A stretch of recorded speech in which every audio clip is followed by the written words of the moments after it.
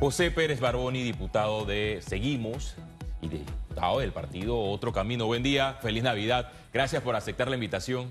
Muchas gracias, Félix, y primeramente también desearle feliz Navidad a todos los panameños y panameñas que nos están viendo el día de hoy. Sin duda un balance importante el que tenemos que realizar como diputados, como miembros del órgano legislativo, que pues ha sido un año lleno de retos, pero también de resultados que se pueden pues comentar en el programa el día de hoy. Y como dices, el 2026 no viene más fácil, vienen retos importantes y compromisos que hemos adquirido también con la ciudadanía. Vienen proyectos anticorrupción. Usted fue uno de los que habló cuando cerró el debate en la Comisión de Gobierno relacionado a los proyectos anticorrupción. También se presenta el informe de minoría, sin embargo, falta una votación. Me imagino que este será uno de los primeros temas a debatir cuando ya se abra la legislatura en el hemiciclo parlamentario. ¿Se aprobará o no este proyecto de ley o tendrá un futuro tomando en cuenta que el presidente de la Comisión de Gobierno, el diputado Luis Eduardo Camacho, ha insistido que no existe una legalidad para aprobar o revivir estos proyectos de ley? No, bueno, mira, a mí me preocupa un poco el argumento de que no existe el mecanismo para revocar la decisión de una comisión dentro de la Asamblea Nacional, porque así como la Comisión de Gobierno tiene la oportunidad de presentar una revocatoria de dictamen, que es justamente lo que yo presenté el 29 de octubre de este año 2025, una resolución de revocatoria de dictamen, donde inclusive se comprometió la Junta Directiva de la Asamblea y varios miembros de nuestra Asamblea a discutir esta resolución y darle una votación en las primeras sesiones que tendremos ahora después de la instalación. Y esto es importante porque tenemos que darle la oportunidad al Pleno de la Asamblea Nacional, a los 71 diputados que son representantes de todo el país, de tomar la decisión si estos dos proyectos anticorrupción que ha presentado el Procurador General de la República deben o no tener un segundo debate, que es a lo que estamos intentando llegar.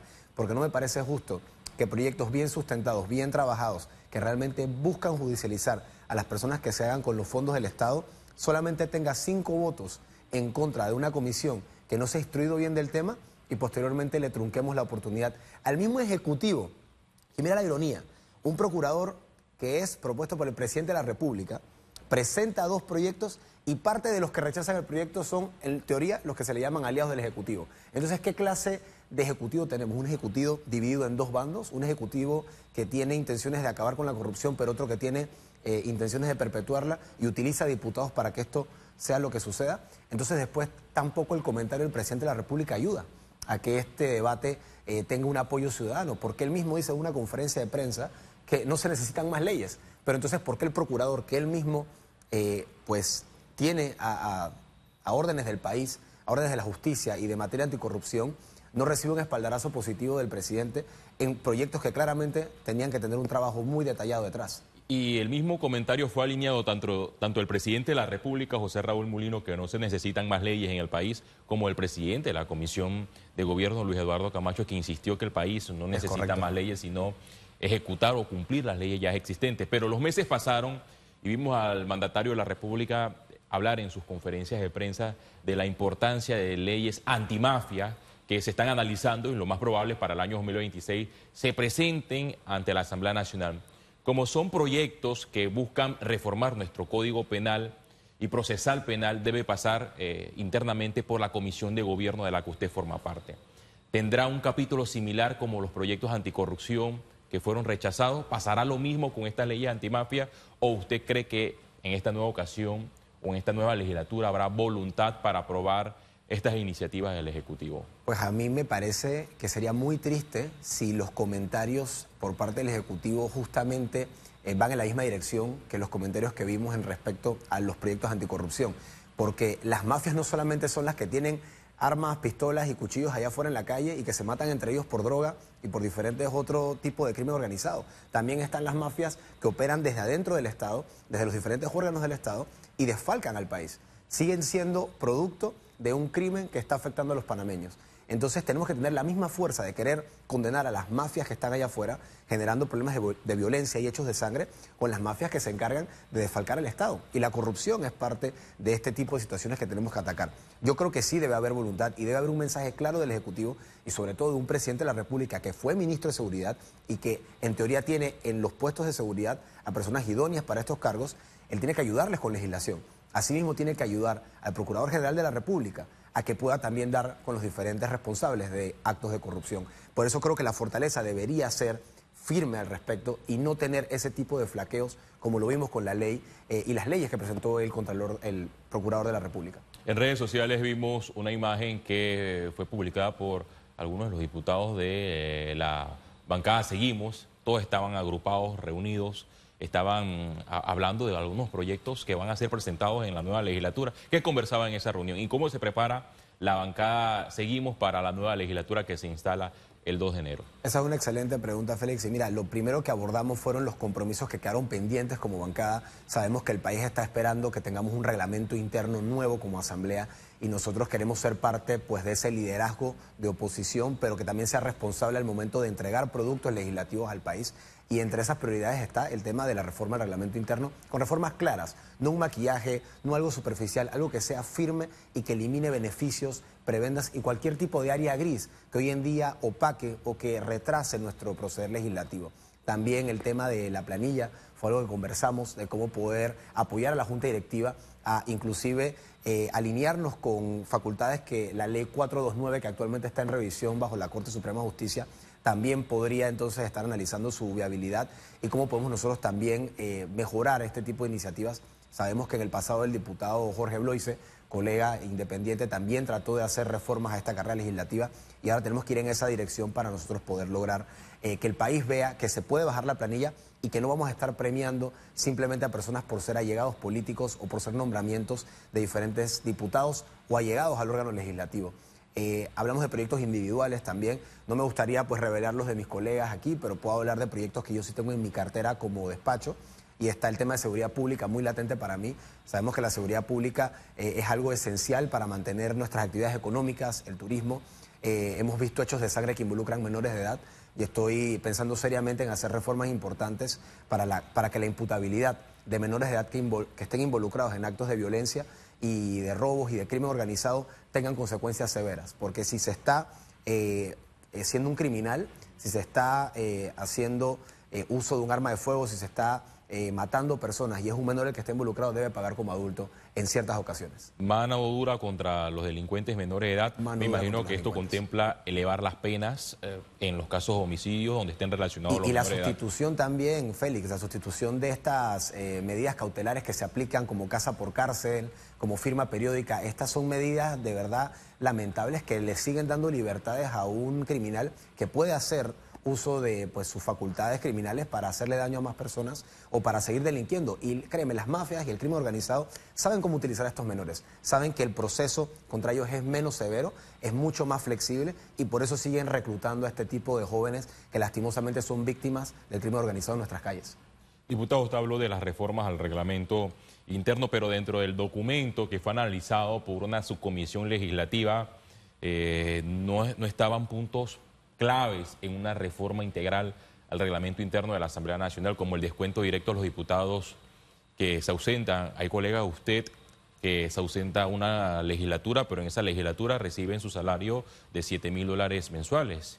El panameño de a pie que se ausenta a su trabajo y que no justifica esa ausencia, recibe automáticamente ese descuento, pero pareciera que en la Asamblea Nacional hay otro mundo paralelo donde el diputado puede ausentarse y si se ausenta continúa recibiendo la paga de ese salario de $7.000. ¿Por qué este tema no fue incluido o no se incluye en las reformas al reglamento interno? No, mira, es que estoy totalmente de acuerdo contigo. Es una lástima que un panameño que el día de mañana se ausente de su trabajo sin una razón justificada es posiblemente no solamente sujeto a que se le reduzca o a que se le quite parte de su salario, sino también a que se le despida de su puesto laboral. Pero esa no es la realidad que tenemos en el órgano legislativo. Te lo digo yo como un diputado que ha tratado de mantener una asistencia perfecta, al igual que otros colegas, pero luego tienes diputados que, como bien has dicho, no van en ningún momento a la legislatura y siguen cobrando su sueldo de manera íntegra. Nosotros, en el proyecto de ley número 1, mi despacho, mi persona, presentamos esta reforma. Y por lo que estoy viendo en la dirección de la Comisión de Credenciales, están siendo rechazadas las reformas que pueden tocar el bolsillo de los diputados, que saben que no van a ir todos los días a las sesiones, que no van a ir todos los días a las comisiones, pero que quieren seguir con la misma flexibilidad que no tienen los otros panameños. Entonces yo creo que es un tema de voluntad política, y aquí sí es únicamente voluntad política. Poder agregar o remover un artículo en esta nueva reforma forma parte de las decisiones que se están tomando actualmente en la Comisión de Credenciales. Por eso yo invito a los colegas que rectifiquen. Ellos están haciendo este debate en bloques, están haciéndolo en diferentes facultades de lo que es el órgano legislativo en materia de beneficios, de prebendas, de asistencia, de cómo funciona inclusive los procedimientos un 2 de enero para una instalación de la segunda legislatura o un 1 de julio en la elección de los diputados, tema de las comisiones, pero todo lo que está en dirección de querer mejorar la eficiencia del órgano legislativo, de mejorar la asistencia, no siento que esté siendo tomado en cuenta. Entonces, tenemos que buscar que eso realmente, por presión ciudadana, se dé. ¿Usted esperaba el incremento de la planilla de la Asamblea Nacional o creyó cuando respaldó a Jorge Herrera en su candidatura a presidir la Asamblea Nacional que la misma iba a disminuir? Porque sí, disminuyó para el mes de julio, sin embargo ahora se ha disparado a más de 5.000 funcionarios y este aumento en la planilla de la Asamblea Nacional equivale a un incremento, además del costo del funcionamiento de la Asamblea Nacional, por arriba de 60 millones de dólares. Totalmente de acuerdo, Félix. Mira, en estos momentos, aparte de lo que se está destinando a inversión, porque tú como periodista que has estado en la Asamblea, has sido testigo de las diferentes fallas de infraestructura que hemos tenido en el edificio, y quiero pensar que cierto presupuesto va a remodelar partes esenciales del Palacio Justo Arosemena. Pero asimismo hay otra que es en funcionamiento de lo que viene siendo personal, que no podemos realmente defenderlo. Y yo he hablado con Jorge, yo le he escrito a Jorge, yo he llamado a Jorge y le digo, Jorge, tenemos que hacer algo para que la reducción del personal no sea discrecional y sea sistemática en base a que la persona no está en su puesto de trabajo, a que la persona no ha demostrado resultados en su puesto. Y yo entiendo que por justamente la ley 429 que nos dejó el PRD, el gobierno pasado, ha generado ciertas dificultades también para desvincular a personas. Y yo entiendo, tú eres un presidente de la Asamblea, quieres tener equipo de confianza a tu alrededor, pero no puedes simplemente poner a alguien por encima de alguien. Tienes que también saber en qué momento sacar a personas que no están siendo eficientes en su puesto de trabajo. Si quieres traer gente nueva, tienes que buscar un reemplazo de esa plaza de forma sistemática, de forma que sea en base a méritos, a hoja de vida. Entonces, no podemos simplemente dejar a las botellas y traer un equipo de confianza hablando como si yo fuese el presidente de la Asamblea, pero tiene que haber una forma clara de desvincular a las personas que no aportan nada a la institución, y si tú quieres tener personal de confianza, pues perfecto, pero que no sea tampoco encima de las botellas que tenemos dentro de la Asamblea. Y se ha hablado mucho de la eliminación de las oficinas de participación ciudadana en el interior del país, pero los funcionarios han migrado a otras instituciones, han solicitado espacio en otras instituciones, incluso a diputados de la Asamblea Nacional y a los presidentes de las comisiones de la Asamblea Nacional. A su despacho le han llegado solicitudes de funcionarios de la Asamblea Nacional que estaban en estas oficinas de participación ciudadana a pedirle espacio en su planilla, ¿o todavía no? Mira que hasta el momento no, pero sí me llegó alguien justamente hace unos 2 o 3 días antes de Navidad y me comentaba, diputado, yo soy parte de tal oficina de participación ciudadana, si nos cierran, voy a ir a su despacho a ver en qué puedo colaborar con usted. Yo, mire, desde ya le adelanto que lastimosamente mi equipo, que tengo 4 personas, Félix, y te lo digo aquí, que representan 10.000, 11.000 dólares al mes para todos los panameños, la mitad de lo que tengo disponible de los 20.000 dólares. Ya yo tengo un equipo que va a seguir siendo esas posiciones, porque yo no estoy tratando de utilizar mi despacho como un botín político ni para recompensar a personas allegadas a mi campaña o a mi candidatura. Las oficinas de los diputados y todas las oficinas de la Asamblea Nacional, inclusive las de participación ciudadana, tienen que tener una justificación y muchas de ellas no lo tienen. Y no podemos tampoco permitir que se reciclen botellas en otras instituciones del Estado. No es que porque se cerró la oficina de participación ciudadana de Los Santos, entonces el diputado de Los Santos llama al presidente y le dice, no, pero pónmelos en el Mides, pónmelos en el Meduca, pónmelos en el Ministerio de Seguridad. No, tiene que haber una clara desvinculación y si no se justifica, pues que busquen un espacio de forma clara e idónea. De lo contrario, se mandaría un mensaje de adopta tu botella. Por supuesto. Tu botella, en caso tal, el funcionario no trabaje, porque si el funcionario trabaja, es otra cosa. Hay muchos que trabajan en la Asamblea y tú lo puedes ver diariamente, Félix, pero asimismo hay otros que nada más le vemos la cara todos los 15 y los 30 para cobrar un cheque y que lastimosamente entonces, de vuelta, es un órgano de más de miles de personas. Pero estoy seguro que ahora en este second round que tiene el presidente Jorge Luis Herrera, quien tiene todo el respaldo de la bancada, seguimos para seguir cumpliendo esos compromisos. Él va a buscar un mecanismo que, apoyado a la ley 429, que lastimosamente ha sido más unas esposas que una herramienta para poder tener personal idóneo en la Asamblea, ahora pueda entonces ser utilizado para realmente desvincular a las personas que no le aportan nada a la institución y que el presidente mantenga un equipo de confianza, pero que trabaje. pero que de igual forma entonces también desvincula a las personas que no le aportan nada al país y a la institución. Bueno, esa ley está en un proceso de análisis en la Corte Suprema de Justicia. La semana pasada finalizó la fase de alegatos, donde se presentaron opiniones a favor y en contra de la ley de carrera legislativa. Usted lo mencionó, su colega Jorge Blois intentó reformar la ley de carrera legislativa. Es más, un grupo de funcionarios de la Asamblea Nacional protestó en el despacho del diputado Jorge Blois y otros diputados quedaron con temor y prefirieron no tocar la reforma a la ley de carrera legislativa, donde antes el funcionario debía pasar por un proceso de concurso después de cumplir los 2 años, pero el concurso fue eliminado a juicio de la Fundación para el Desarrollo de la Libertad Ciudadana, que demandó esta ley. Ahora lo que se ve en la Asamblea Nacional cumple 2 años y automáticamente queda blindado en la planilla. Así es. Y es una pena porque antes inclusive se hablaba de que, bueno, tenía que ser un periodo completo, 5 años, ahora estamos viendo que son 2 años y no se te pide ningún tipo pues de demostración de eficiencia en el cargo que esa persona ha desempeñado.